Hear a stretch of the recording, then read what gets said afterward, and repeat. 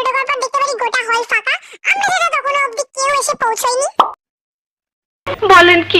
তারপর ফাইনালি আমরা ওখানে একটু মজা করতে করতে একজন আমার ভিউয়ার্সদেরকে চুমু দিয়ে দেয় যাতে আমার ফলোয়ার্স বাড়তে থাকে।